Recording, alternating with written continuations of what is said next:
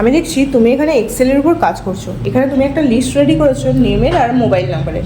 আচ্ছা, এখানে এই যে মোবাইল নাম্বারগুলো লেখা আছে প্রত্যেকটাতে যদি আমি চাই +91 অ্যাড করতে তো একটা সময় লাগবে। তোমার কি কোনো সহজ উপায় জানা আছে যার মাধ্যমে খুব কম সময়ের মধ্যে মোবাইল নাম্বারগুলোতে +91 অ্যাড হয়ে যাবে? হ্যাঁ ম্যাম, পারবো। করে দেখাও। সেলগুলোকে সিলেক্ট করে নেবো।